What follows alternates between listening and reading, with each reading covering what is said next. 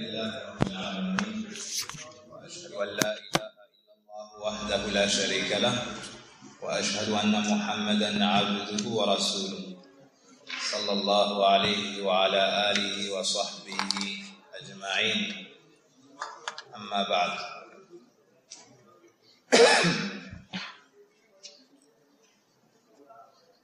Hier, nous avons étudié l'explication de l'auteur concernant la deuxième base, le deuxième fondement, la connaissance de l'islam avec les preuves. Nous avons cité les piliers de la définition de l'islam, les piliers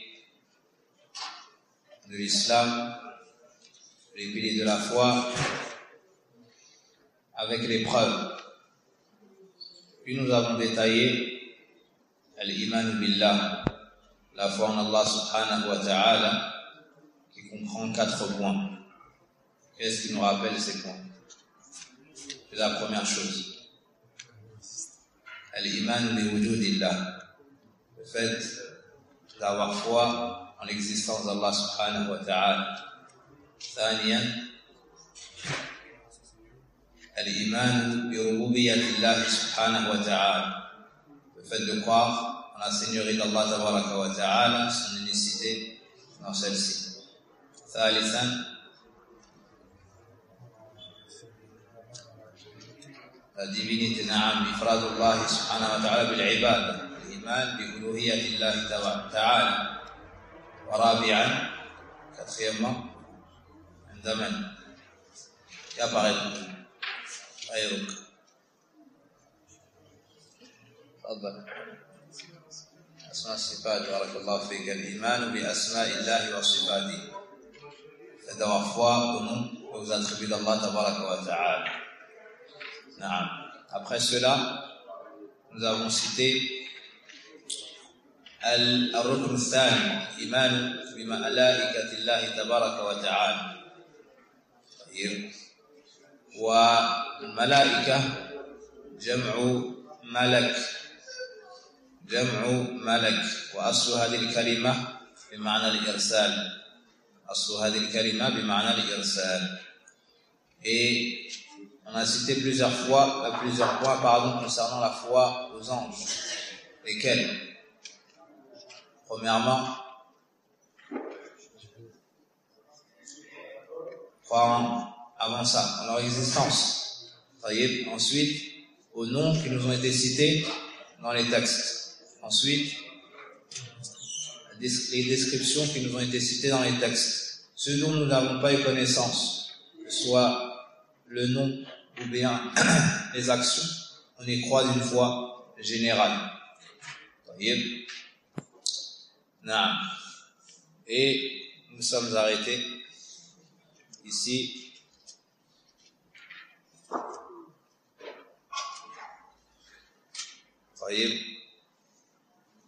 Donc leur nom, leur description, leurs actions, leur existence. Parmi les choses les plus profitables pour le serviteur, il y a le fait de connaître les choses à tirer de cette foi. يعني ماذا تستفيد وما هي ثمرة الإيمان بالله عز وجل ثم الإيمان بالملائكة. Quels sont les fruits qu'avons-nous à tirer comme effet bénéfique de la foi en Allah subhanahu wa ta'ala? Ibn Uthaymin rahimahullah ta'ala nous dit tahqiq al-tawhid. En ayant foi en Allah tabaraka wa ta'ala, tu vas pouvoir concrétiser son unicité. Et cette chose, c'est pour cela que nous avons été créés. Donc avec la foi en Allah azza wa jal, qui est la base de tous ces piliers, tu vas concrétiser l'unicité d'Allah tabaraka wa ta'ala. Tu ne rattacheras ton cœur à personne d'autre que lui. Tu n'espéreras qu'en lui. Tu n'auras peur que de lui. Aussi, kamal mahabbatillahi tabaraka wa ta'ala, tu vas aimer Allah subhanahu wa ta'ala d'un amour complet. Ta'zimuhu, tu vas l'immensifier. Et tout cela avec sa connaissance. Et la foi en lui, en ses noms, en ses attributs. Taïb. Tufriduhu bil ibada aydan, tu vas l'adorer d'un culte sincère. Tu vas l'unifier de par tes actes d'adoration. Tu vas lui obéir. Tu vas te rapprocher de lui en faisant ce qu'il t'a ordonné. Tu vas t'éloigner de sa désobéissance. Et c'est pour cela que tu as été créé. Le fait de croire aux anges t'orientera et sera pour toi un signe de la grandeur d'Allah tabaraka wa ta'ala, sa puissance, son pouvoir. Al-ilmu bi'azamati Allah tabaraka wa ta'ala wa quwwatihi fa inna 'azamata al-makhluq inna 'azamata al-makhluq dalilun 'ala 'azamati al-khaliq. Min 'azamati al-khaliq. En ayant foi aux anges, cela te fera, ou bien te donnera comme science la grandeur d'Allah tabaraka wa ta'ala, la toute puissance d'Allah tabaraka wa ta'ala. Car les anges sont des créatures très fortes, immenses. Et la grandeur et la force de la créature n'est que le reflet de la grandeur du Créateur. N'est que le reflet de la grandeur du Créateur subhanahu wa ta'ala. Aussi, shukrullahi ta'ala, tu vas être reconnaissant vers Allah tabaraka wa ta'ala, car tu auras su qu'Allah a créé des créatures qui sont les anges, et ces anges te font du bien. Ils t'aident, ils te défendent, ils te protègent, ils préservent tes actions, ils notent tes bonnes actions. Donc tout cela va te pousser à être reconnaissant vers Allah subhanahu wa ta'ala. Tu vas aimer les anges. Pourquoi? La ya'asuna Allah ma amarahum wa yaf'aluna ma yu'marun. Car ils ne désobéissent jamais à Allah. Et ils font tout ce qu'il leur ordonne. Ils font dua pour toi. Ils font dua pour toi. Donc, on aime les anges car ce sont des serviteurs d'Allah subhanahu wa ta'ala. ثم بعد ذلك الركن الثالث الإيمان بالكتب أن تؤمن بالله وملائكته وكتبه. Le fait de croire aux livres, c'est-à-dire les livres qu'Allah Azza wa Jalla a révélés sur ses prophètes et ses messagers, en tant que miséricorde pour leur peuple et pour le prophète sallallahu alayhi wa sallam, en tant que miséricorde pour les mondes, pour guider ces gens-là, pour leur apprendre qui est Allah Azza wa Jalla afin qu'ils puissent l'adorer d'un culte sincère, pour les orienter, leur démontrer le bien du mal, pour que personne ne puisse avoir d'excuses yawm al-qiyam. Naam. Et un des grands buts de la révélation, c'est qu'on puisse être guidé et vivre dans le bonheur, et cela dans ce bas monde et dans l'au-delà. Et celui qui se détourne de ces livres, en l'occurrence maintenant du Coran, ne trouvera pas le bonheur qu'il recherche, wallahu musta'an. Wal imanu bil kutub yatadammanu arba'ata umur. La foi aux anges comprend, al-imanu bil kutub, la foi aux livres comprend 4 points. Awalan, al-imanu bi anna nuzulaha min 'indillahi haqqan. Premièrement, le fait d'avoir comme foi et d'avoir la conviction que la révélation de ces livres est de la part d'Allah subhanahu wa ta'ala. C'est Allah tabaraka wa ta'ala qui a révélé ces livres et pas un autre que lui subhanahu. ثانيا الإيمان بما علمنا اسمه منه أو منها الإيمان بما علمنا اسمه. Donc nous devons avoir foi, deuxièmement, au nom dont nous avons eu connaissance. Au nom dont nous avons eu connaissance. Comme quoi? Al-Qur'an, Al-Azim. Quoi d'autre? Parmi les livres qu'Allah a révélés, il y a quoi, Adam? Al-Tawrah. Quoi encore? Al-Injil. Naam. Az-Zabour. Ce qu'Allah Azza wa Jalla a révélé à Daoud. Quoi encore? Suhufi Ibrahim alayhi salam wa Moussa. وهكذا. Yani dès que nous avons connaissance d'un nom, on a l'obligation d'avoir foi en ce nom. Et ce dont nous n'avons pas eu connaissance, on y croit d'une manière générale. On sait qu'Allah Azza wa Jalla a révélé un livre sur les messagers. طيب ثالثا تصديق ما صح من أخبارها.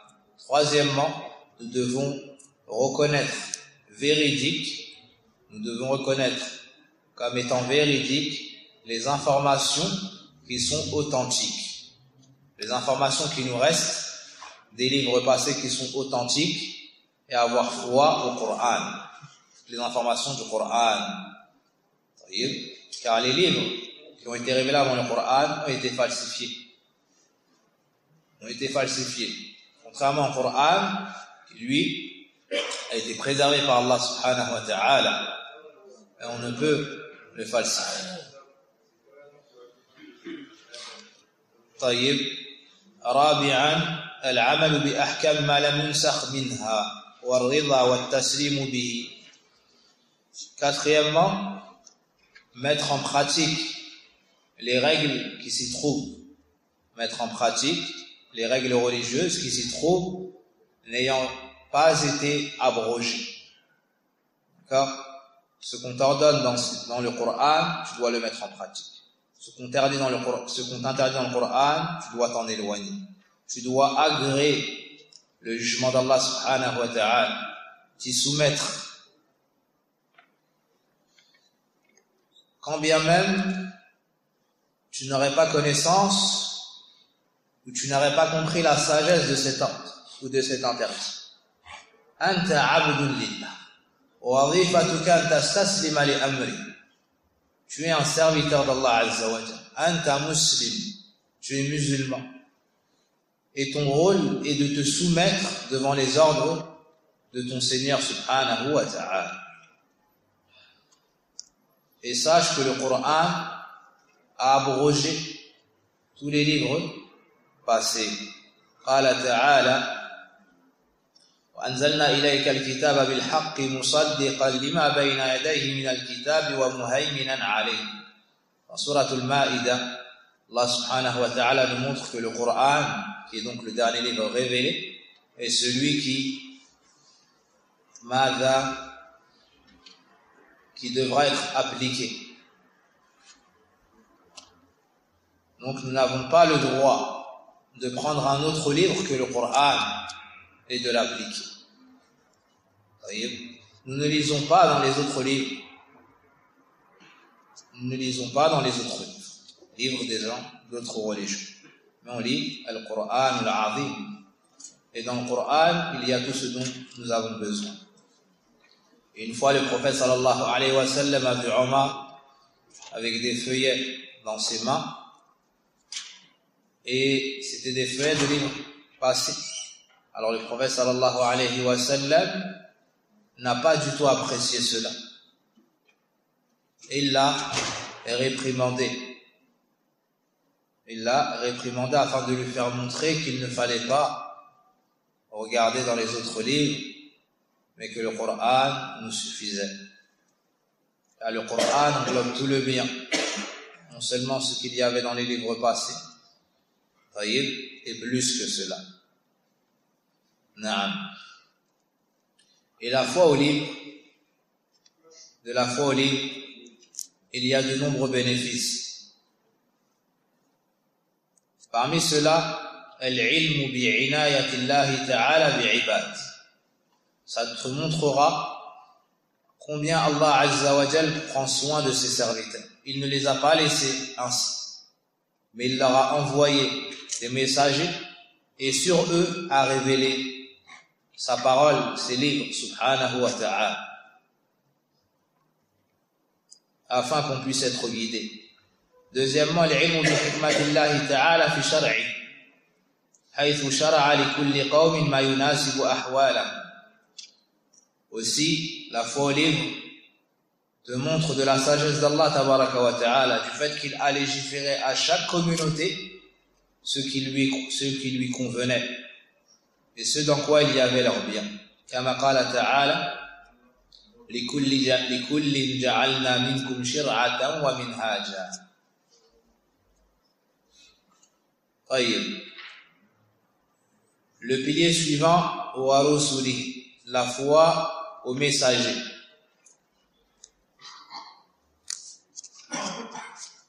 المراد هنا من أوحي إليه من البشر بشرع وأمر بتبليغه. Ibn Uthaymin rahimahullah ta'ala nous dit, messager ici, ce qui est voulu, c'est celui qui a reçu la révélation parmi les hommes, a reçu la révélation d'une législation, on lui a ordonné de transmettre cela. Al-Rasoul, le messager, min bani Adam, c'est quelqu'un de la descendance de Adam. Il n'y a pas de messager parmi les djinns et les autres les espèces messagers aux gens de la terre. Là, mais ils sont de bani Adam. Hum dhukur, ce sont des hommes, il n'y a pas de femmes messagères à la sahih. Madha ahrar, ils sont libres, il n'y a pas d'esclaves. Et ils sont choisis parmi les meilleurs. Ce sont les meilleurs des meilleurs de leur peuple. On leur donne la révélation et ils se rendent à un peuple qui les contredit dans les bases de la religion. Et cela est une des plus grandes différences entre Al-Rasoul et Al-Nabi. Cela est une des plus grandes différences entre Al-Rasoul et Al-Nabi, entre le messager et le prophète. Cette question revient souvent. Quelle est la différence entre un prophète et un messager? Nombreuses sont les paroles des savants et la plupart sont discutables.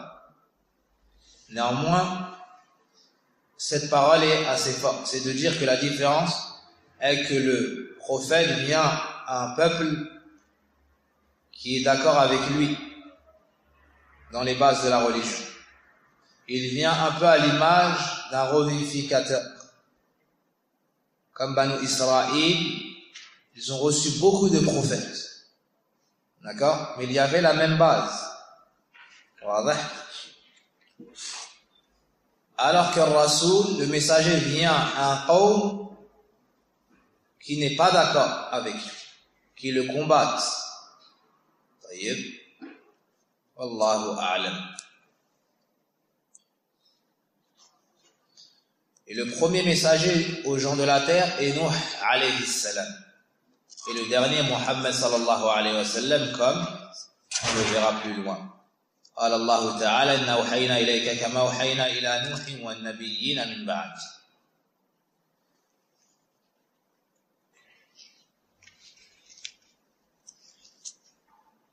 Et chaque messager, ou bien chaque peuple a reçu un avertisseur. قال الله ولقد بعثنا في كل أمة رسول.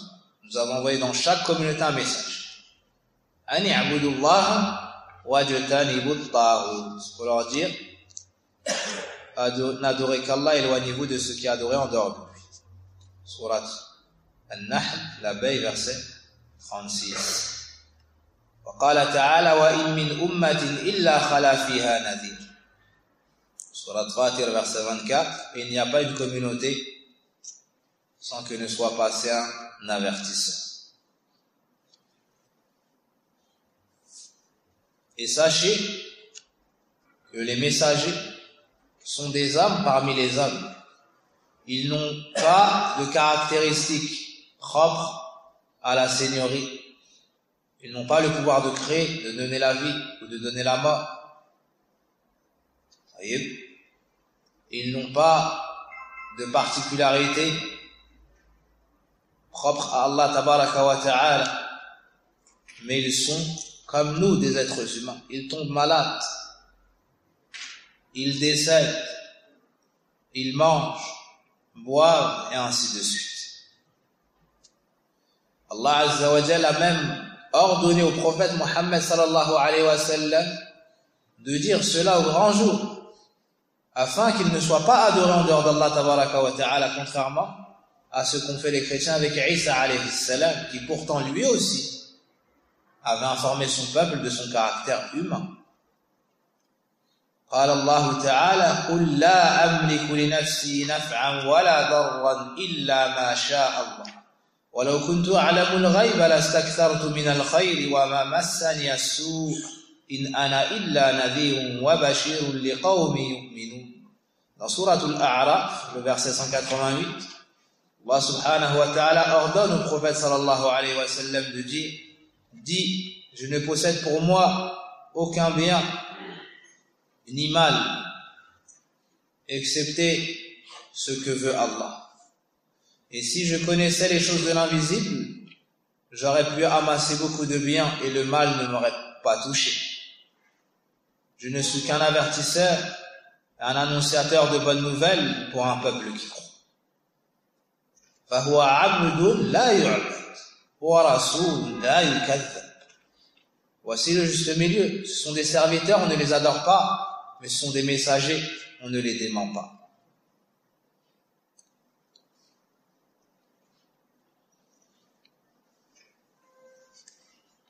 طيب. Et Allah Azza wa Jal nous cite la parole d'Ibrahim alayhi salam, والذي هو يطعمني ويسقين وإذا مرضت فهو يشفين والذي يميتني ثم يحيين. Dans Sourate Al-Shu'ara, les poètes, versets 69, 70 et 71, ou bien plutôt 79 jusqu'au verset 81. Celui qui me nourrit et me donne à boire, et lorsque je tombe malade, c'est lui qui me guérit. Celui qui me fera mourir, puis me ressuscitera. Voici les paroles d'un des meilleurs prophètes et messagers, Ibrahim alayhi salam.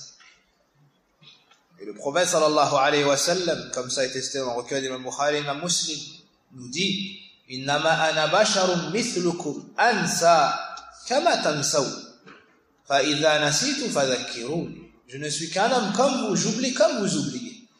Donc s'il m'arrive d'oublier, rappelez-moi. Rappelez-moi la chose. Et Allah tabaraka wa ta'ala a cité ces hommes comme étant des serviteurs. Et d'être un serviteur d'Allah n'est nullement une faiblesse, un reproche, un manquement. Mais c'est la plus haute station que la créature puisse atteindre. Et celui qui médite le Coran verra qu'Allah tabaraka wa ta'ala fait les éloges de son prophète sallallahu alayhi wa sallam dans ses meilleurs endroits avec le mot abd. Avec le mot abd, serviteur. Par exemple, Subhanalladhi asra bi'abdihi laylan min al-masjid al-haram ila al-masjid al-aqsa. Pour l'Isra, on a appelé le prophète sallallahu alayhi wa sallam abd. Dans la révélation, abd. Fi maqam ad-da'wa, abd. Et cela dans plusieurs versets. Et c'est comme ça qu'ont été cités les prophètes. وَاذْكُرْ عِبَادَنَا إِبْرَاهِيمَ وَإِسْحَاقَ وَيَعْقُوبَ أُولِي الْأَيْدِ وَالْأَبْصَارِ. Et la foi aux messagers comprend 4 choses. Premièrement, al-iman bi anna risalatahum haqqun min 'indillah. Faman kafara bi risalatin wahida faqad kafar. Tu dois avoir comme croyance que leur message provient d'Allah. Chaque messager qui est venu de la part d'Allah. C'est un envoyé d'Allah tabaraka wa ta'ala. Celui qui dément le message de l'un d'entre eux ou la prophétie de l'un d'entre eux aura démenti l'ensemble et ainsi il aura mécru. C'est pour cela qu'Allah dit en Coran كَذَّبَتْ قَوْمُ نُوحٍ الْمُرْسَلِينَ. Le peuple de Nuh ont mécru aux messagers, au pluriel. Alors que Nuh est le premier messager. Pourquoi cela? Car celui qui dément un messager aura démenti l'ensemble. Car ils viennent tous de la part d'Allah subhanahu wa ta'ala. Ainsi, ceux qui n'ont pas reconnu Isa min Bani Israël, hum kuffar. Car ils ont reconnu Moussa alayhi salam, mais ils n'ont pas reconnu Isa alayhi salam. Et ceux qui ont reconnu Isa alayhi salam, Moussa alayhi salam, mais n'ont pas reconnu Muhammad sallallahu alayhi wa sallam, كذلك. والحمد لله الذي وفق المسلمين إلى تصديق جميع الأنبياء والرسل. Et loué soit celui qui a accordé la réussite aux musulmans qui ont reconnu la prophétie de l'ensemble des envoyés. Nous reconnaissons l'ensemble des messagers des prophètes du premier au dernier. Et Isa alayhi salam, le prophète des chrétiens, est cité plus de fois dans le Coran que le prophète Mohammed sallallahu alayhi wa sallam. Et cela est une des plus grandes preuves que le Coran est la parole d'Allah. Cela est une des plus grandes preuves que le Coran est la parole d'Allah azza wa jal. Et n'a pas été fait par le prophète sallallahu alayhi wa sallam. Ça, c'est un point très important. On reconnaît l'ensemble des messagers des prophètes. Celui qui renie un seul prophète, un seul messager, laysa bi muslim. Deuxièmement, al-iman bima alimna min asma'ihim. Deuxièmement, on doit avoir foi aux noms qui nous sont parvenus dans les textes.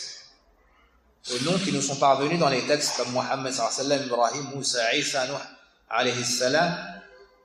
Ces 5 messagers sont surnommés Ulul Azmi min ar-Rusul, les prophètes ou bien les messagers doués de fermeté. Ce sont les meilleurs prophètes et messagers.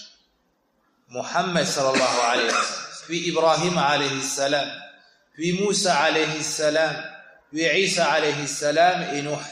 Et il y a une divergence dans l'ordre entre Nuh et Isa alayhi salam. Et ils ont été cités ensemble dans 2 versets, dans Surat Al-Ahzab et dans Surat Ash-Shura. وَإِذْ أَخَذْنَا مِنَ النَّبِيِّينَ مِيثَاقَهُمْ وَمِنْكَ وَمِنْ نُوحٍ وَإِبْرَاهِيمَ وَمُوسَى وَعِيسَى بْنِ مَرْيَمَ. الآية في سورة الشورى شرع لكم من الدين ما وصى به نوحا والذي أوحينا إليك ما وصينا به إبراهيم وموسى وعيسى أن أقيموا الدين ولا تتفرقوا فيه. Dans ces 2 versets, on a cité ces 5 prophètes et messagers. Ce sont donc les meilleurs, les messagers doués de la plus grande fermeté dans leur mission. Et ce dont nous n'avons pas eu connaissance, on y croit d'une foi générale. On sait qu'Allah Azza wa Jalla a envoyé des messagers, des prophètes, on y croit d'une foi générale. Allah nous dit وَلَقَدْ أَرْسَلْنَا رُسُلًا مِنْ قَبْلِكَ مِنْهُمْ مَنْ قَصَصْنَا عَلَيْكَ وَمِنْهُمْ مَنْ لَمْ نَقْصُصْ عَلَيْكَ. Allah nous dit, nous avons envoyé des messagers avant toi. Concernant certains, nous t'avons conté leur histoire, et concernant d'autres, nous ne t'avons pas conté leur histoire. Donc on a eu ou bien les détails de l'histoire de certains prophètes et messagers, ainsi que leurs noms, et d'autres, qui sont la majeure partie, nous n'avons pas eu connaissance de ceux.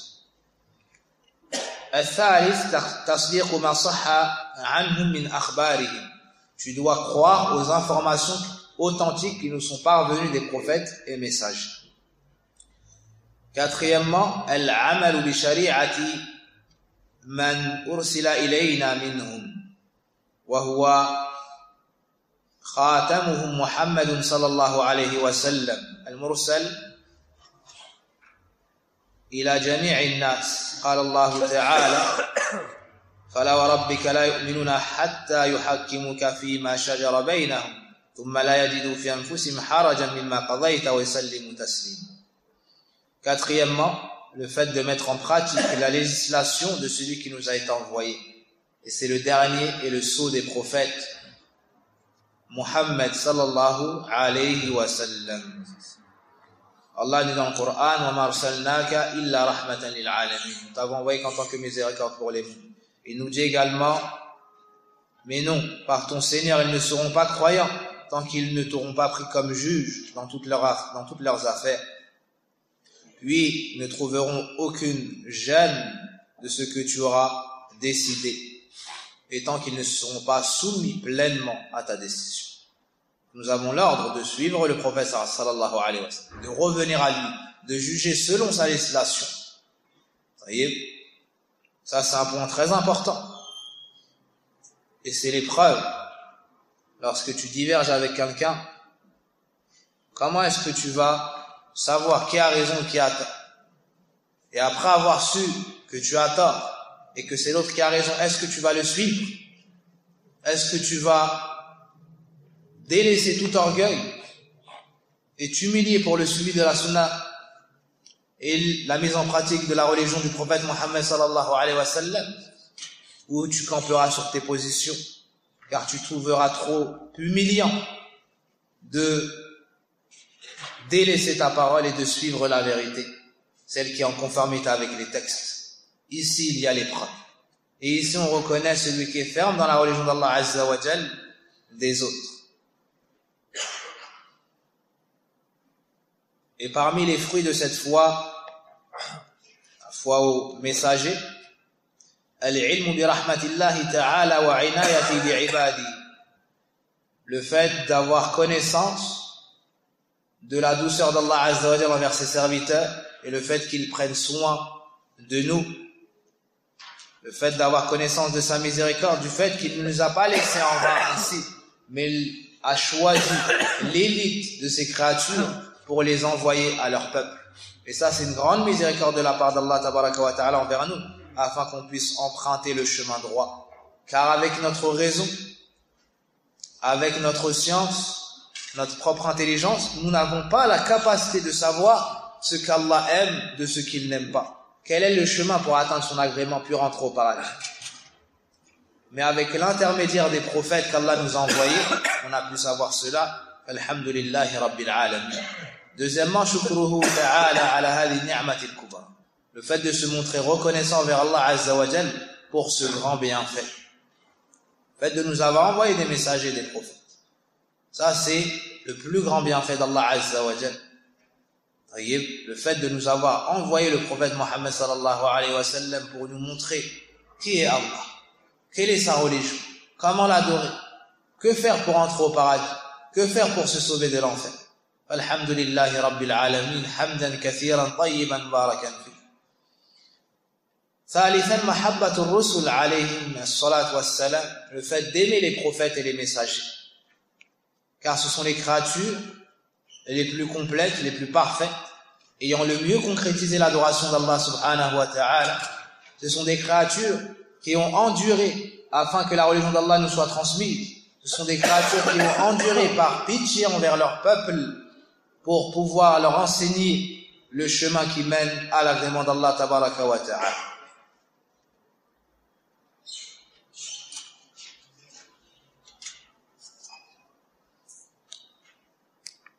Le pilier suivant, wal yawm al-akhir, le fait d'avoir foi au jour dernier. Wa yawm al-akhir wa yawm al-qiyam, le jour dernier c'est le jour de la résurrection. Alladhi ba'atha an-nasu fihi lil-hisab wal-jaza, le jour où les gens seront ressuscités, rassemblés afin d'être jugés et recevoir leur rétribution.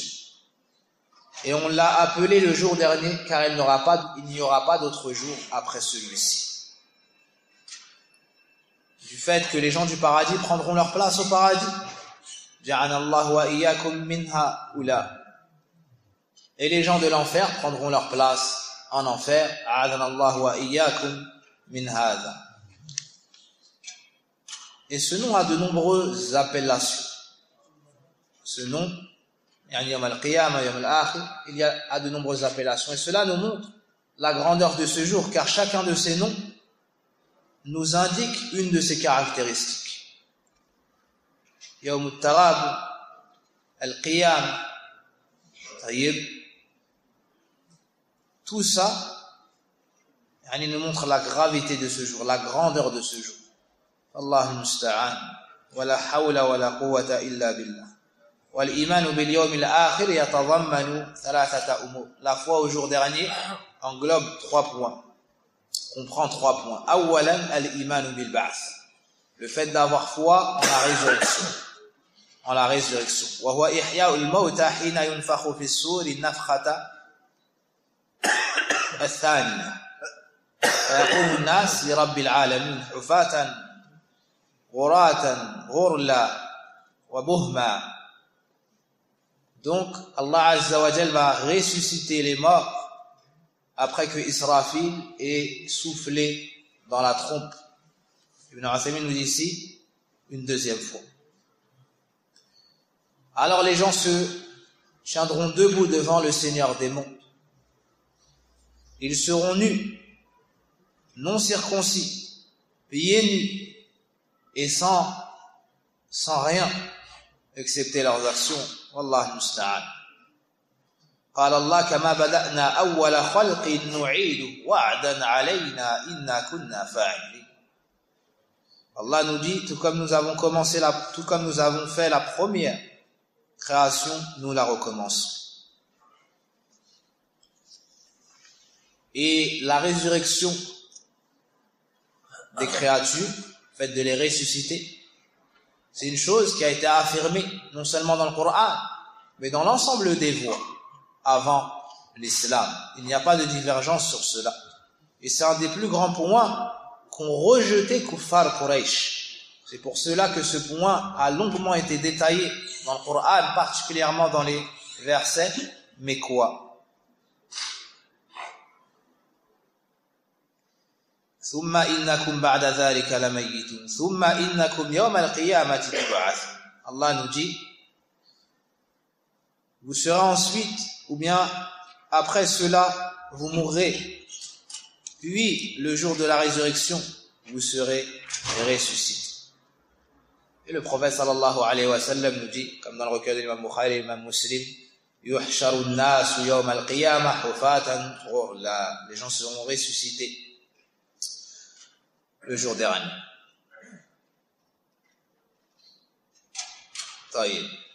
Ça, c'est un point capital qui a la plus grande importance. Deuxièmement, al-imanu bil jaza, le fait d'avoir foi en la rétribution. Ceux qui ont fait le bien recevront leur récompense, ceux qui ont fait le mal recevront ce qu'Allah Azza wa Jalla aura voulu. Allah dit dans le Coran, inna ilayna iyabahum thumma inna alayna hisabahum. C'est vers nous que se fera votre retour, puis c'est nous qui vous rétribuerons. Allah nous dit également, man jaa bil hasanati falahu ashru amthaliha wa man jaa bis sayyi'ati fala yujza illa mithlaha wa hum la yuzlamun. Celui qui vient avec une bonne action aura 10 fois son équivalent. Celui qui vient avec un péché, on ne le rétribuera que par son équivalent. Et ils ne seront point opprimés.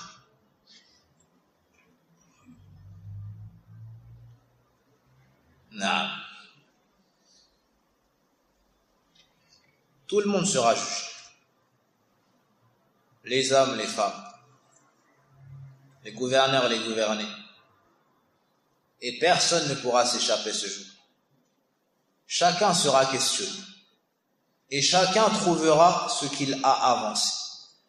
Car dans ce bas monde, aujourd'hui, tu agis et tu ne vois pas la rétribution. Et demain, tu verras la rétribution, mais tu ne pourras plus agir. Tu ne pourras plus agir. Et dans ça, il y a une grande exhortation pour celui qui a un cœur et qui est en l'oreille. Wallahu musta'an. Allah yuslih al-qulub al-qasiya. Allah réforme les cœurs qui ont trouvé de la dureté. Et le prophète sallallahu alayhi wa sallam nous montre qu'Allah Azza wa Jal sera juste envers les kuffars et il sera miséricordieux envers les croyants. قال النبي صلى الله عليه وسلم كما في حديث ابن عمر رضي الله عنهما أو رضي الله عنهما نعم عند البخاري ومسلم إن الله يجزي المؤمن فيضع عليه كنفه وستره. Donc le jour dernier, Allah Azza wa Jal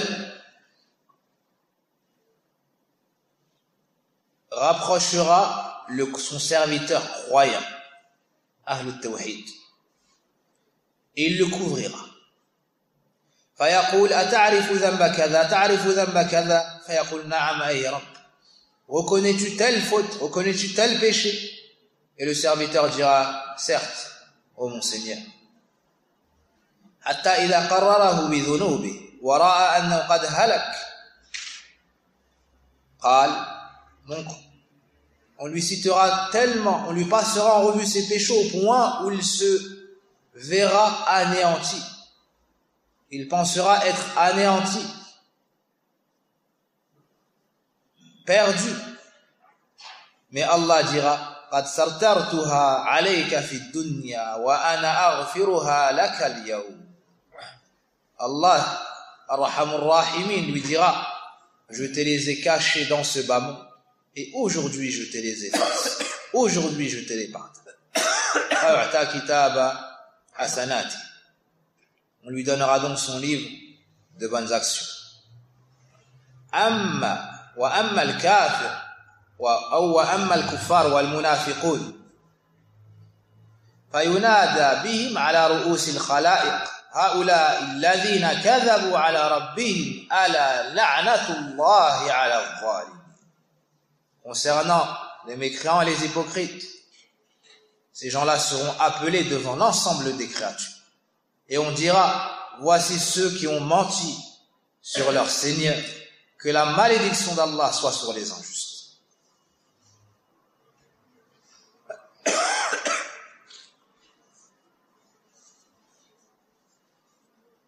Le troisième point, al-imanu bil jannati wan nar, le fait d'avoir foi au paradis et à l'enfer.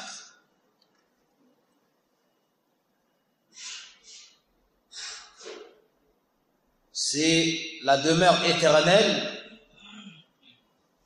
où ce sont les deux demeures dans lesquelles les gens auront à rester au final éternellement.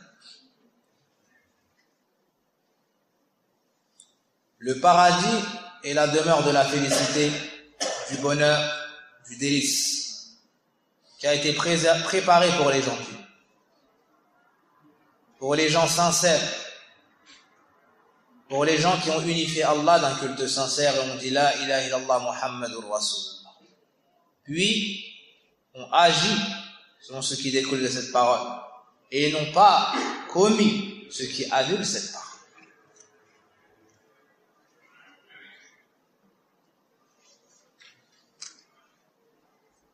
La deuxième demeure est l'enfer, qui a été préparé pour les mécréants.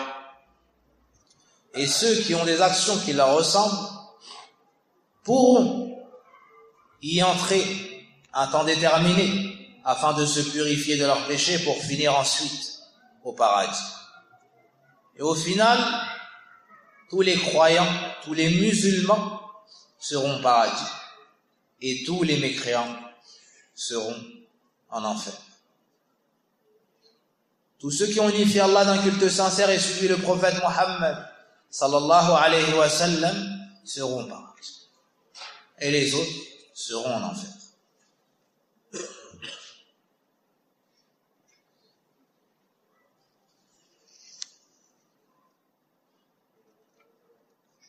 Voici les 3 points principaux de la foi au jour dernier. Mais sachez également avec cela qu'entre dans la foi au jour dernier tout ce qui se passe à partir du moment où la personne meurt jusqu'à ce que les gens du paradis entrent au paradis et les gens de l'enfer entrent en enfer. Comme a dit Ibn Taymiyyah rahimahullahu ta'ala, la foi au jour dernier concerne tout ce qui se passe après la mort de la personne, comme l'épreuve dans la tombe, la question من ربك ما دينك وماذا تقول في هذا الرجل الذي بعث فيكم. Et lorsqu'on étudie ce livre, vous devez avoir présent à l'esprit ces questions. Al-Usul al-Thalatha, ça fait référence à quoi? 3 questions qui seront posées dans la tombe, on appelle fitnat al-qabr. On doit avoir foi au châtiment de la tombe et aux délices de la tombe.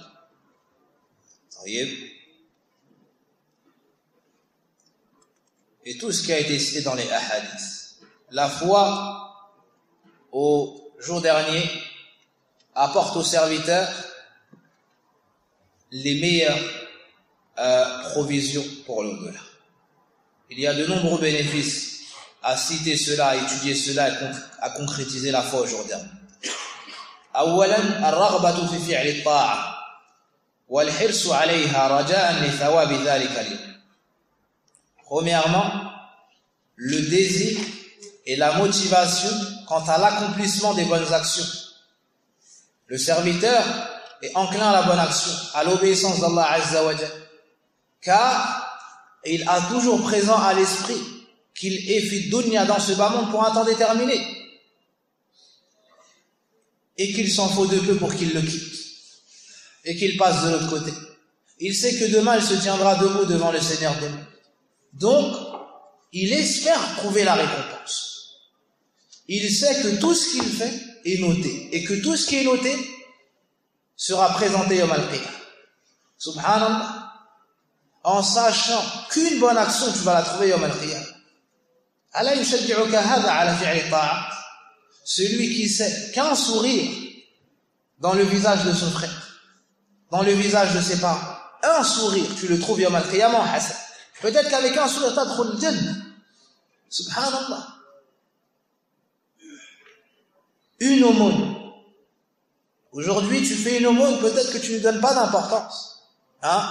Peut-être que certaines personnes, en regardant cette aumône, se disent, il aurait mieux fait de garder cela. La wallah. فَمَنْ يَعْمَلْ مِثْقَالَ ذَرَّةٍ خَيْرًا يَرَهُ.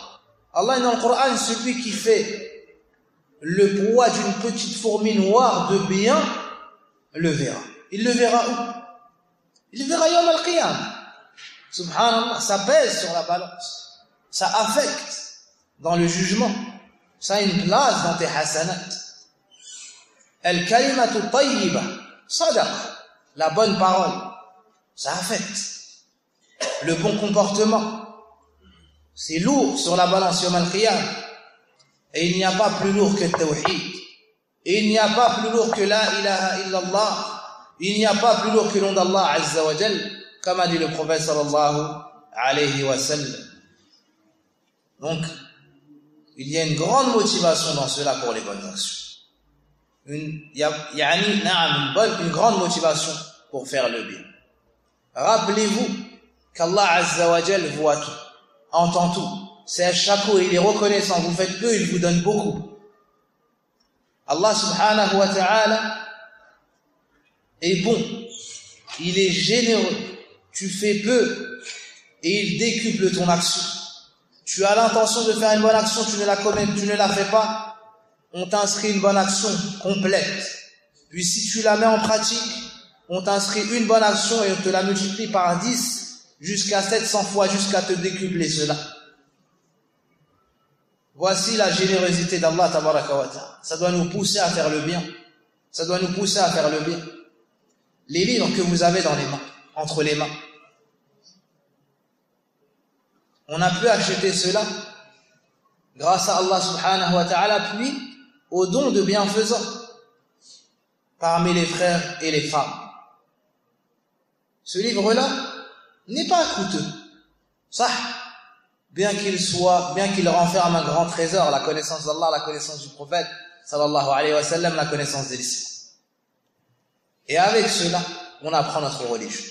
Avec cela, on parle d'Allah durant des heures, sans jamais se lasser bihamdillahi azza wa jal.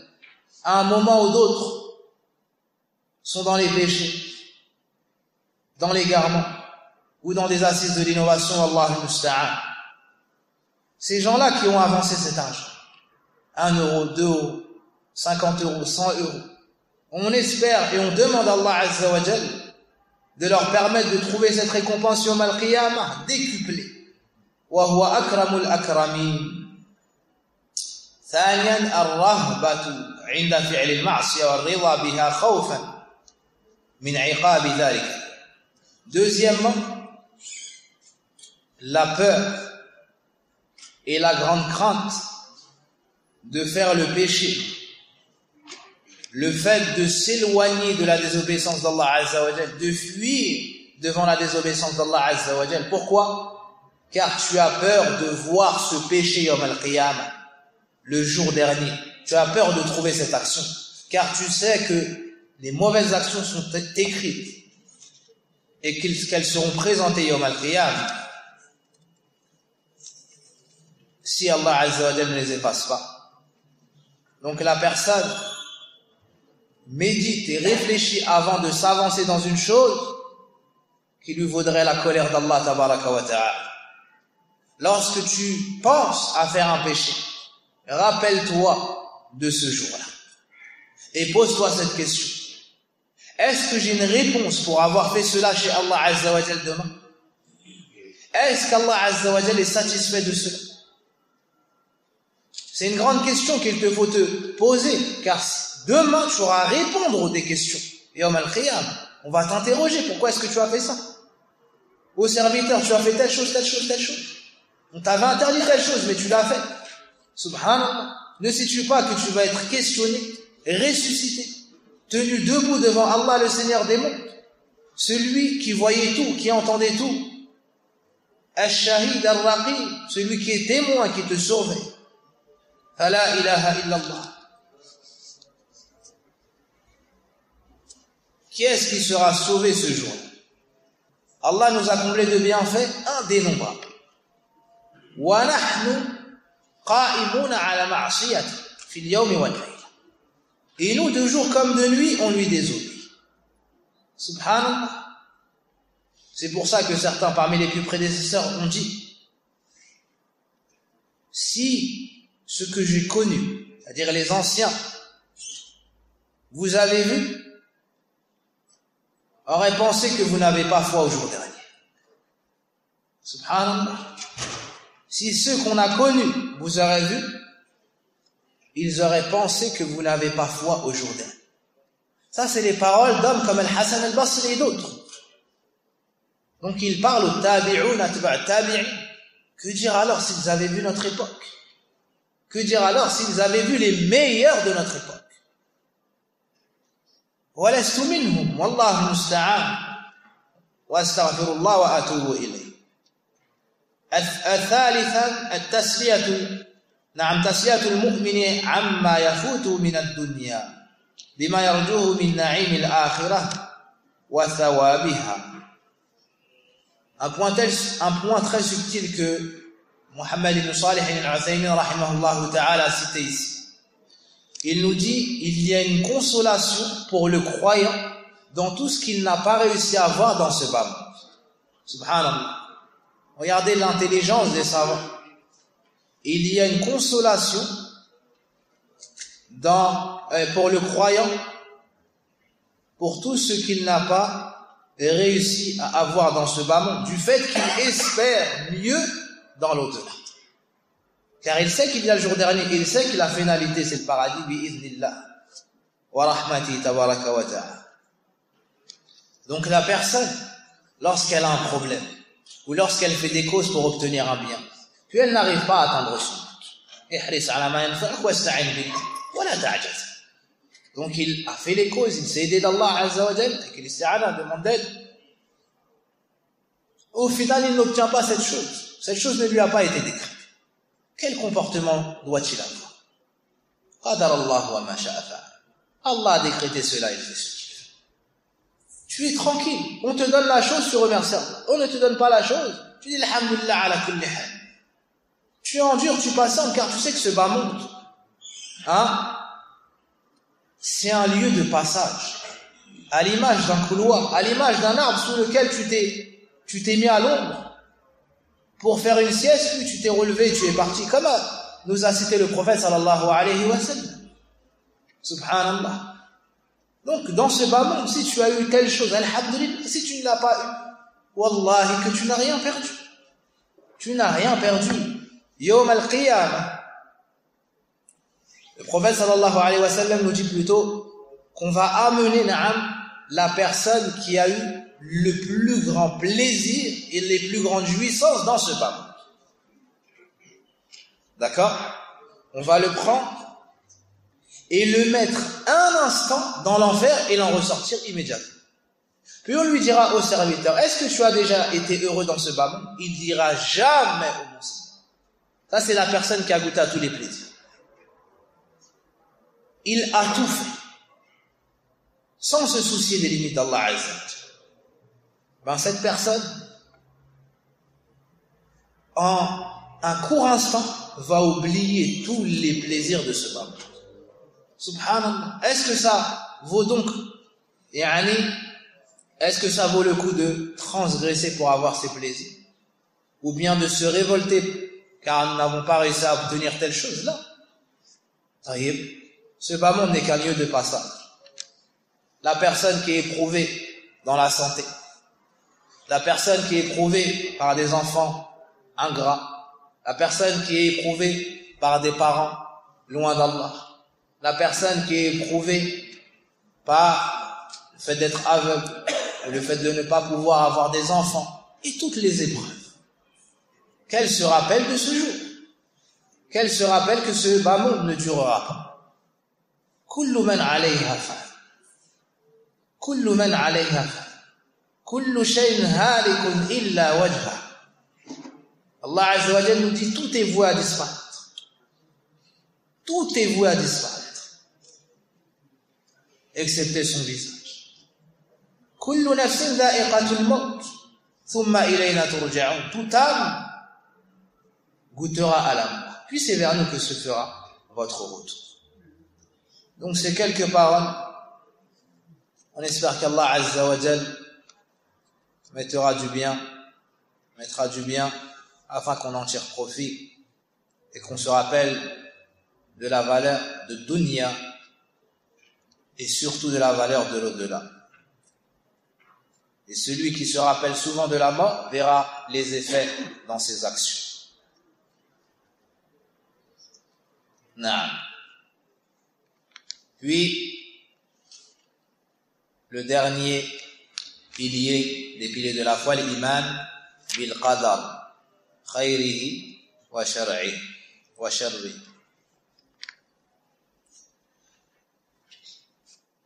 Donc le sixième pilier de la foi au destin, qu'il soit bon ou mauvais. ما معنى خيره وشره؟ أي كله من الله. Que signifie qu'il soit bon ou mauvais? C'est-à-dire avoir comme conviction que l'ensemble vient d'Allah. Tout ce qui a été décrété, que ce soit un bien ou un mal. Quand on dit un mal, c'est-à-dire ce qui ne convient pas au fils d'Adam. Il n'aime pas être malade, il n'aime pas la pauvreté, la maladie, et ainsi de suite. Et tout a été décrété par Allah subhanahu wa ta'ala. والإيمان يعني أولا القدر طيب تقدير الله تعالى للكائنات حسب ما سبق في علمه.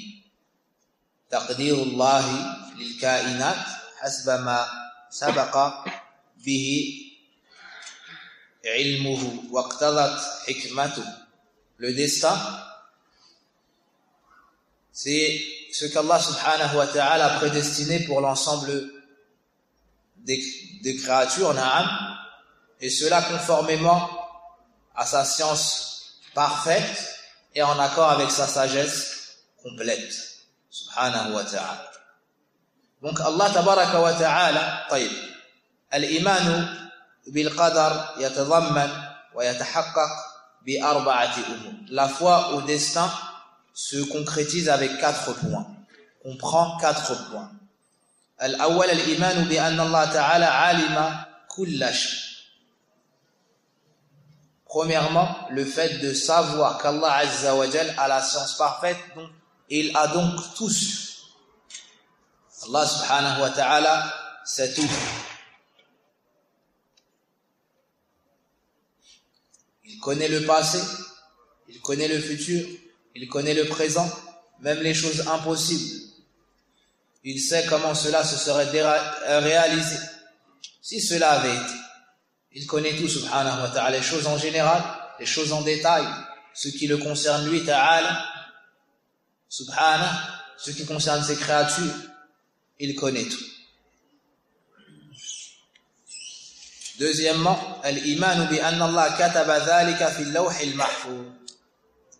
Deuxièmement, le fait de croire à l'écriture dans les tablettes préservées.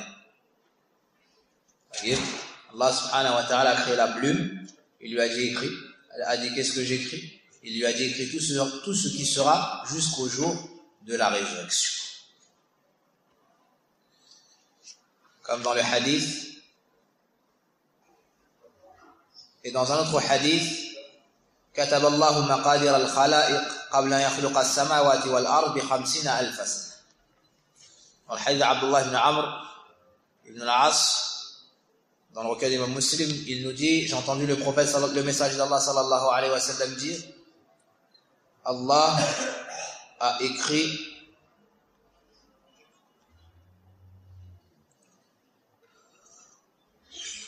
le destin de toutes choses avant de créer les cieux et la terre, 50 000 ans avant de créer les cieux et la terre. Voyez, Allah subhanahu wa ta'ala a décrété ce qui sera pour toutes les créatures, et cela 50 000 ans avant la création des cieux et de la terre.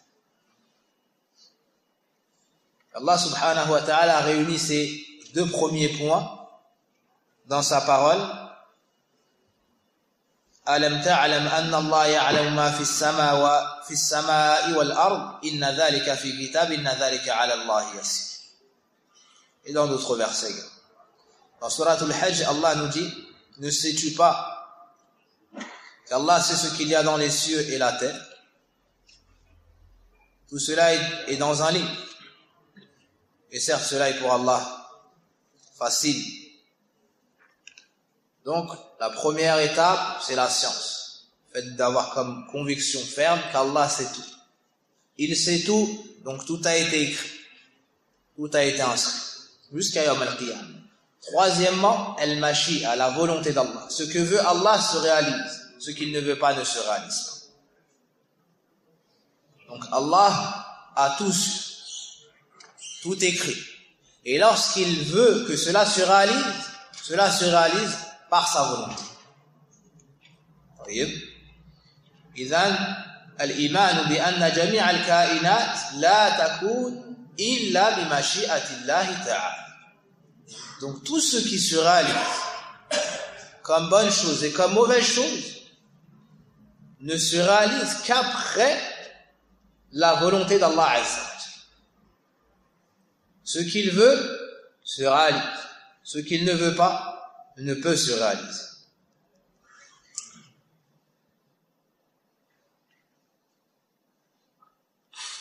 قال الله ويفعل الله ما يشاء. Allah fait ce qu'il veut.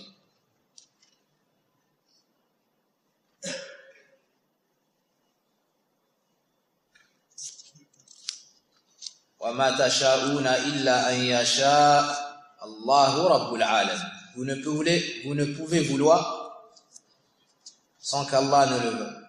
Allah, le Seigneur des mondes. Le quatrième point, al-khalq. Al-iman bi anna jami' al-kainat makhluqatun lillahi ta'ala.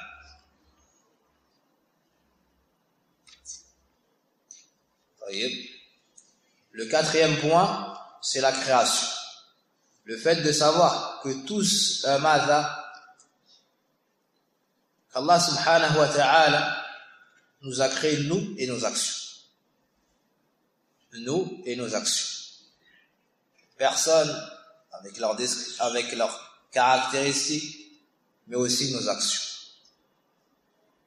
Allahu khaliqu kulli shay. Allah est le créateur de toutes choses.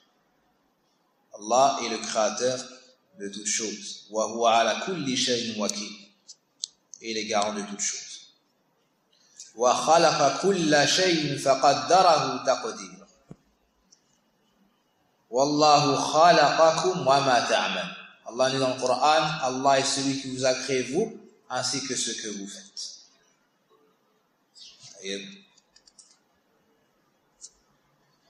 Donc voici les 4 points. Premièrement, la science. Deuxièmement, l'écriture. Troisièmement, la volonté. Quatrièmement, la création. Est-ce que c'est clair?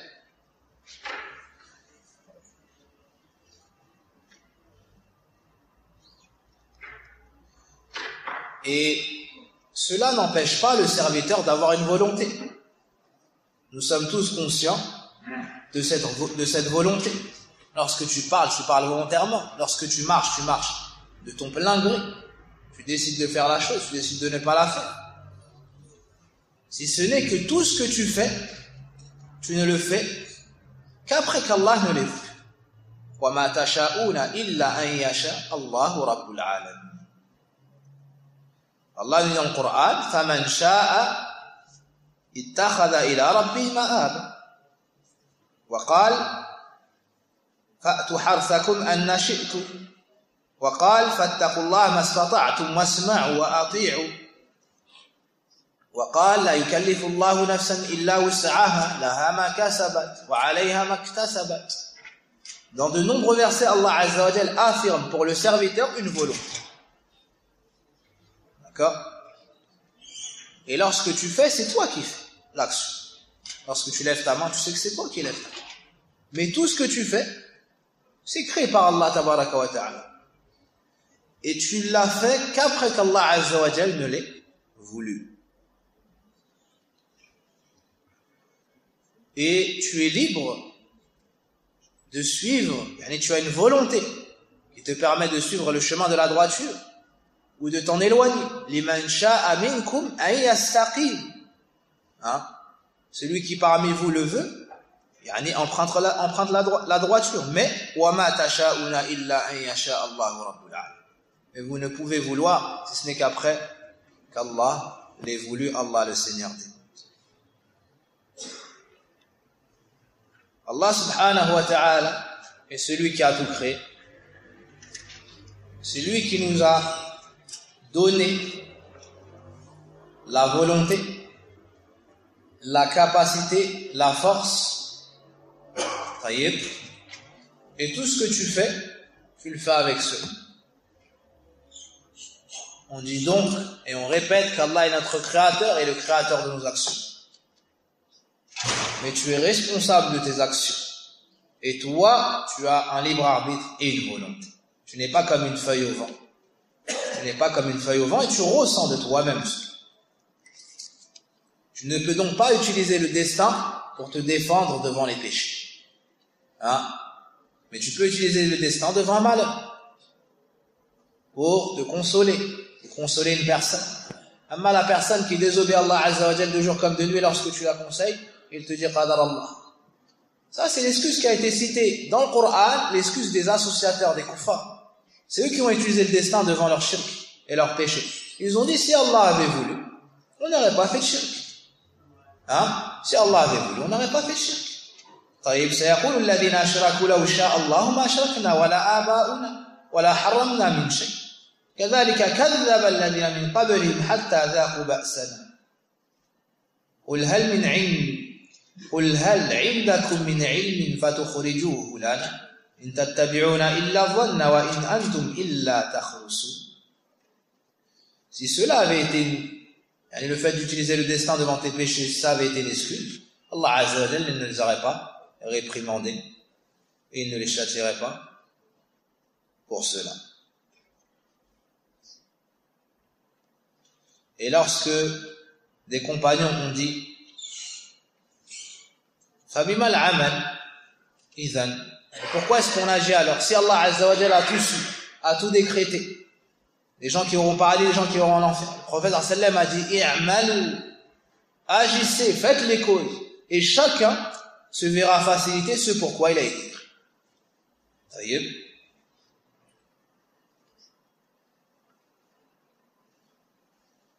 ثم قرأ فأما من أعطى واتقى الآية فكل ميسر لما خلق له. C'est le hadith de l'imam Muslim rahimahullah ta'ala. طيب.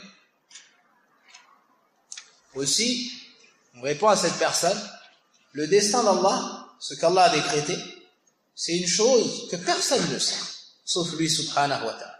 Donc tu ne peux pas utiliser une chose dont tu n'avais pas connaissance. Toi, tu sais la chose qu'après qu'elle se réalise. Donc tu ne peux pas te reposer sur le destin. Tu dois faire les causes pour sauver ta personne du feu de l'enfer. Tu dois agir, obéir à Allah, t'éloigner de sa désobéissance.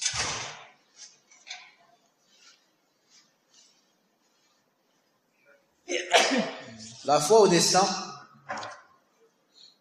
apporte aux serviteurs de nombreuses bonnes choses. أولاً الاعتماد على الله تعالى عند فعل الأسباب. Premièrement, le fait de compter que sur Allah. Car tu sais que c'est lui qui décrète tout, qui décide de tout. Et s'il veut une chose, elle se réalise, et s'il ne veut pas, elle ne se réalisera. Donc tu comptes que sur Allah en faisant les causes. Et cela est un point très important du tawakkul.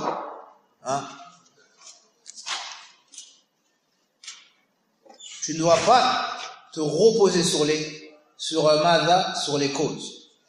Tu fais les causes, mais tu abandonnes ton affaire à Allah. Tu comptes sur Allah, tu espères en Allah Azza wa Jal. Et ton cœur ne se dirige que vers lui. Car tu sais que tout est décrété par Allah Azza wa Jal. Thaniyan, deuxièmement, point très important, yanfi al-ujb.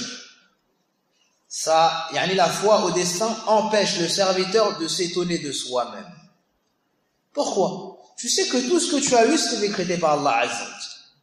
Et c'est Allah qui a voulu ce bien pour toi.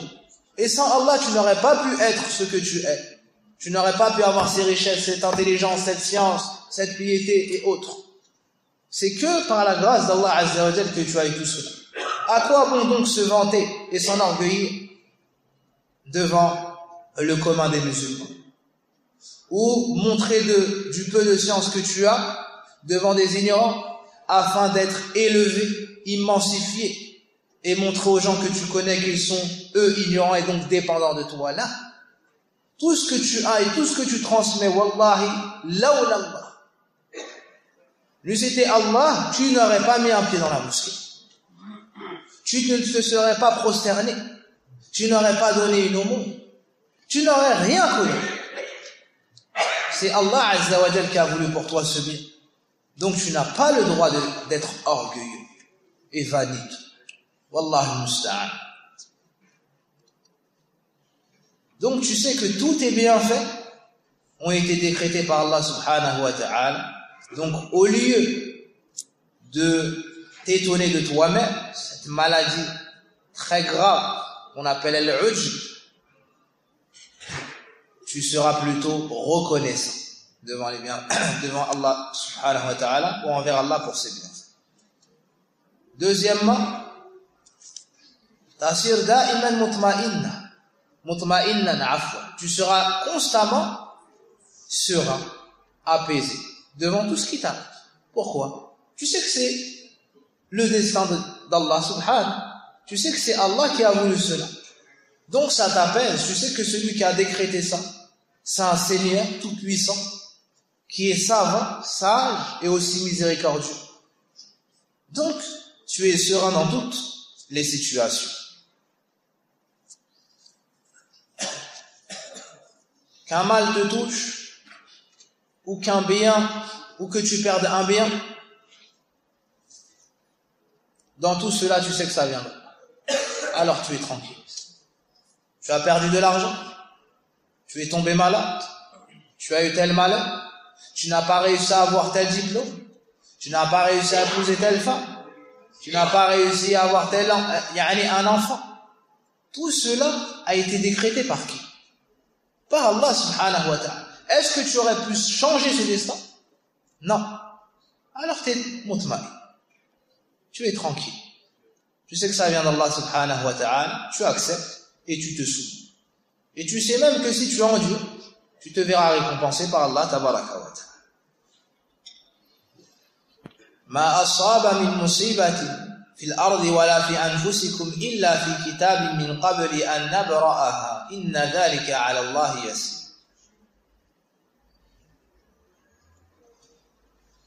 لكي لا تأسوا على ما فاتكم ولا تفرحوا بما آتاكم والله لا يحب كل مختال فخور.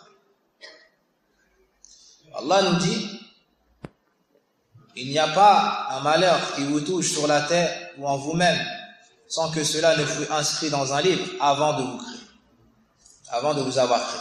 Dans ce verset, il y a également 2 points du destin. La création et le kitab, les 2 premiers. Cela est pour Allah facile. Et regardez la suite, écoutez.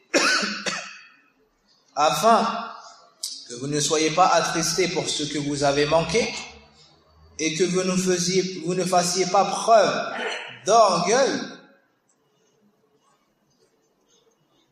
devant ce qu'on vous a attribué. Donc lors d'un malheur, tu ne désespères pas. Et lorsqu'on te donne un bien, tu ne t'enorgueillis pas. Pourquoi? Tu sais que ce bien vient d'Allah et que ce malheur a été décrété par Allah subhanahu wa ta'ala. Et c'est pour cela que le prophète sallallahu alayhi wa sallam nous dit, dans le hadith de Suhayb, عند مسلم, عجبا لأمر المؤمن, إن أمره كله خير, وليس ذاك لأحد إلا للمؤمن, إن أصابته سراء شكر فكان خيرا له, وإن أصابته ضراء صبر فكان خيرا له. Comme est étonnante l'affaire du croyant. Tout ce qui le touche est pour lui un bien. Et cela n'est valable que pour lui. Lorsqu'un bien le touche, il se montre reconnaissant. C'est alors un bien pour lui. Et lorsqu'un mal le touche, il est endurant. C'est donc également un bien pour lui. C'est ainsi que doit être le croyant qui croit au destin, qui croit à la prédestination et qui sait que tout a été décrété par Allah subhanahu wa ta'ala. Et il y a deux sectes qui se sont égarées dans ce chapitre. Un groupe qu'on appelle Al-Qadariyya et un autre groupe qu'on appelle Al-Jabriyya. Al-Qadariyya ont renié le destin. Al-Qadariyya, ou avant cela Al-Jabriyya, on dit que nous sommes comme une feuille au vent. Nous n'avons pas de libre arbitre ni de volonté. Cette volonté est que pour Allah. Et nous sommes à l'image d'une feuille au vent. On n'a pas de volonté, on ne peut rien faire. Nous n'avons pas de capacité. Al-Qadariyya, à l'opposé, on dit que la créature, l'homme, de lui-même fait, indépendamment de la volonté d'Allah. Donc même si Allah aurait voulu le contraire, c'est l'homme qui décide, c'est l'homme qui fait ce qu'il veut. Et ces deux groupes se sont égarés, et les deux sont des innovateurs, Wallahu musta'an. Donc ils ont rejeté la volonté d'Allah, et ont exagéré sur la volonté de la créature. Walhamdulillah alladhi waffaqana lilwasat. Walhamdulillah alladhi ja'alna min ahli sunnah. ممن أخذ عقيدة من القرآن والسنة على ما فهمه الصحابة. Et on remercie Allah Azza wa Jalla de nous avoir accordé le juste milieu et la droiture dans la croyance. La croyance qui est prise du Coran et de la Sunna, celle qu'avaient les compagnons. Et nous, les gens de la Sunna, nous sommes dans le juste milieu. On dit qu'Allah Azza wa Jalla a une volonté, qu'il sait tout, qu'il a tout décrété, qu'il nous a créé nous nos actions, mais il nous a également donné une volonté. Il nous a montré le bien, il nous a montré le mal. Celui donc qui fait le bien, cela sera grâce à Allah. Et celui qui fait le mal, il l'aura fait avec ses membres, il ne pourra s'en prendre qu'à lui-même, comme c'est venu dans le hadith.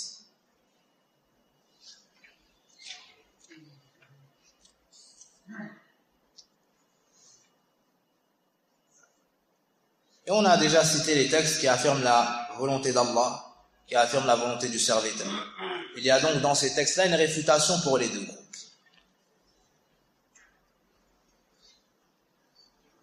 On ajoute à cela قُلِ الْحَقُّ مِنْ رَبِّكُمْ فَمَنْ شَاءَ فَلْيُؤْمِنْ وَمَنْ شَاءَ فَلْيَكْفُرْ إِنَّا أَعْتَدْنَا لِلظَّالِمِينَ نَارًا أَحَاطَ بِهِمْ سُرَادِقُهَا. Allah subhanahu wa ta'ala nous dit, et dit la vérité vient de ton Seigneur. Celui donc qui le veut parmi vous, qu'il croit. Et celui donc qui le veut parmi vous, mécroit. Ici Allah Azza wa Jalla dit celui qui le veut, qu'il fasse partie des croyants. Et celui qui le veut, qu'il fasse partie des mécréants. Donc on a affirmé la volonté, le choix, le libre arbitre, pas le choix, hurriyatul adyan, à la kufr. On ne parle pas le choix, tu as le droit d'être un kafir, tu as le droit d'être un musulman. Là, Allah Azza wa Jalla nous a créé, nous a ordonné at-tawhid. Mais ici, c'est les tahdid, c'est une menace. Ici, c'est une menace. Non pas comme les égarés ignorants de la langue arabe, on dit. Là, kama qala الجهل والضلال ومن جهل لطافة لغة العربية. هذا أسلوب عربي قوي ومعروف. طيب هذا للتهديد، فمن شاء فليؤمن ومن شاء فليكفر بدليل القرينة المتصلة إنا أعتدنا للظالمين نار. طيب donc ici il y a la citation du libre arbitre du serviteur. C'est lui qui va vers le bien ou c'est lui qui va vers le mal. من عمل صالحا فلنفسه ومن أساء فعليها وما ربك بظلام للعبيد. Celui qui fait de bonnes actions, c'est pour lui. Et celui qui fait du mal, alors c'est contre lui. Et ton Seigneur n'opprime aucunement le serviteur. Donc avec cela, il y a une réfutation pour les deux groupes.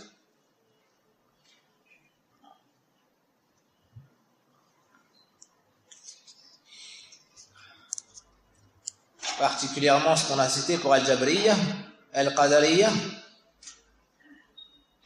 ولو شئنا لآتينا كل نفس هداها ولو شئنا لآتينا كل نفس هداها ولكن حق القول مني لأملأن جهنم من الجنة والناس أجمعين. Allah nous dit, et si nous avions voulu, nous aurions accordé à chacun la guidée. Mais c'est une parole qui a été décidée par ton Seigneur, par moi, donc Allah, je remplirai sans aucun doute l'enfer des djinns et des hommes. Donc comment dire après cela que l'homme fait ce qu'il veut et qu'il a une volonté indépendante d'Allah et qu'Allah n'a pas de volonté? Allah nous montre que c'est lui qui guide. Et s'il avait voulu, tout le monde aurait suivi la droiture. Même avec le aql, Allah subhanahu wa ta'ala c'est Rabbul Alamin wa Malikus Samawat wa Malikus Samawat As-Sayyid Al-Muta'. Allah tabaraka wa ta'ala c'est le Seigneur des mondes, c'est le propriétaire des cieux et de la terre, c'est le maître absolu et c'est lui qui décide de tout. Comment le Seigneur Tout-Puissant comment pourrait se passer dans le royaume d'un Seigneur Tout-Puissant des choses qu'il ne veut pas?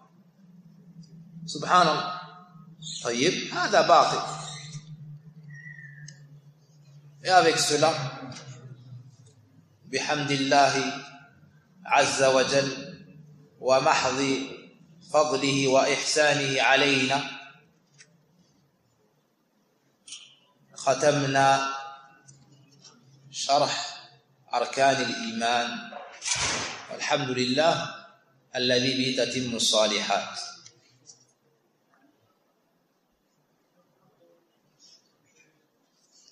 قال المؤلف رحمه الله تعالى المرتبة الثالثة الإحسان. L'auteur nous dit le troisième degré, l'excellence. L'excellence, lorsqu'on cite cela, il y a deux sens. Il y a l'excellence entre toi et les serviteurs d'Allah, le fait de leur faire du bien, de les rencontrer avec un visage détendu, de donner à chacun ce dont il a besoin. Tu enseignes à l'ignorant, tu aides celui qui est dans le besoin. Wa hakaza. Ça c'est l'ihsan bayna al-ibad. C'est l'excellence, la bien, qu'on traduira par la bienfaisance entre les serviteurs. Ensuite, il y a al-ihsan fima baynaka wa bayna Allah. Entre toi et Allah subhanahu wa ta'ala, c'est ce qui est cité ici. An ta'bud Allah ka'annaka tara. Fa in lam takun tarahu fa innahu yarak. C'est le fait d'adorer Allah comme si tu le voyais. Et si toi tu ne le vois pas, sache que lui te voit. قال المؤلف رحمه الله تعالى الإحسان ركن واحد وله ركنان لا ركن واحد وله طيب ici il y a une faute dans le livre. على كل حال الإحسان وهو ركن واحد كما في الحديث أن تعبد الله كأنك تراه فإن لم تكن تراه فإنه يراك. Cela se compose d'un pilier et il y a un degré qui est meilleur que l'autre. أن تعبد الله كأنك تراه, que tu adores Allah comme si tu le vois. هذا مقام المشاهدة كمال الحب. Donc le premier degré, c'est le fait d'adorer Allah subhanahu wa ta'ala comme si tu le vois. Donc ça, c'est le niveau le plus haut de l'amour. Tu agis avec excellence comme si tu voyais Allah subhanahu wa ta'ala. طيب, عبادة طلب وشوق. C'est toi qui demandes, c'est toi qui vas vers Allah tabaraka wa ta'ala volontairement avec amour. Ton plaisir réside dans cette adoration. Tu fais des efforts dans cela et tu es motivé dans cela. Il revient vers Allah Azza wa Jalla, se dépêche d'aller vers Allah tabaraka wa ta'ala. Ça, c'est l'ihsan. An ta'bud Allah ka'annaka tara, comme si tu voyais Allah subhanahu. Si tu n'arrives pas à atteindre ce niveau-là, le prophète sallallahu alayhi wa sallam nous cite qu'il y a autre chose. Fa'in lam takun tara fa'innahu yarak. Si toi tu ne peux pas le voir, sache que lui te voit. Hadha maqam al-muraqaba. C'est le fait de ressentir qu'Allah te surveille.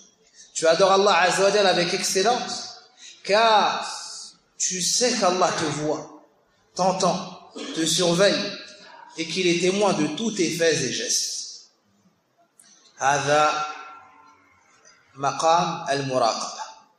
عبادة الخوف. Tu as peur de mal faire alors qu'Allah te surveille et te voit. Alors que la première chose, c'est que tu fais avec excellence, volontairement, parce que tu aimes Allah Azza wa Jalla d'un amour complet. Alors que le deuxième niveau, il fait aussi avec excellence, mais parce qu'il sait qu'il est surveillé. Donc c'est un peu moins bien que le premier niveau, mais ça entre quand même, tout de même, dans l'excellence. Ibn Qayyim rahimahullah ta'ala nous dit wa ibadatu ar-rahman ghayatu hubbihi ma'a dhulli 'abdihi huma ruknan. Ibn Qayyim nous cite que l'adoration, c'est la perfection de l'amour avec la crainte ou la peur complète.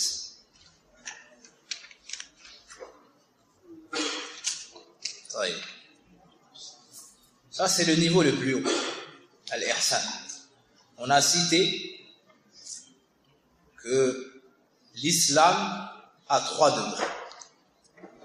Un des degrés se nomme lui aussi al-islam, le deuxième al-iman et le troisième al-ihsan dont nous parlons ici. Puis l'auteur cite les preuves de cela en disant wa qawluhu ta'ala inna Allah ma'al ladhina ittaqaw wal ladhina hum muhsinun. Certes, Allah est avec ceux qui le craignent pieusement, avec ceux qui font le bien. Wa qawluhu ta'ala wa tawakkal 'ala al-'aziz ar-rahim alladhi yaraka hina taqum wa taqallubaka fi as-sajidin innahu huwa as-sami'ul 'alim. Place ta confiance dans le Tout-Puissant, le miséricordieux, celui qui te voit quand tu te lèves pour prier et voit tes gestes parmi ceux qui se prosternent. C'est lui qui entend tout, l'omniscient. Donc ici, il y a l'ihsan, maqam al-muraqaba, le deuxième degré. Wa qawluhu ta'ala wa ma takunu fi sha'nin wa ma tatlu minhu min qur'anin wa la ta'maluna min 'amal illa kunna 'alaykum shuhudan idh tufiduna fihi. Il n'est pas une situation ni un passage du Coran que tu récites, ni aucun acte que vous fassiez sans que nous en soyons témoins au moment même où vous l'accomplissiez. Ça, c'est aussi al-ihsan, maqam al-muraqaba. Donc dans ces 3 versets, il y a la preuve pour al-ihsan, l'excellence. Le premier verset, c'est pour maqam al-mushahada, et la suite pour maqam al-muraqaba. Puis l'auteur a cité Hadith Jibril. On verra, Inch'Allah ta'ala, la semaine prochaine. Ce hadith sera la preuve pour tout ce que nous avons cité. Al-Islam, Al-Iman, Al-Ihsan. Et on expliquera la relation entre ces trois degrés. Naam. Wa sallallahu wa barik ala nabina Muhammadin wa ala alihi wa sahbihi wa sallim. Subhanaka Allahumma wa bihamdik ashhadu an la ilaha illa ant astaghfiruka wa atubu ilayk walhamdulillah alladhi bihi tatimmu as-salihat. Jazakumullahu khairan wa barakallahu fikum.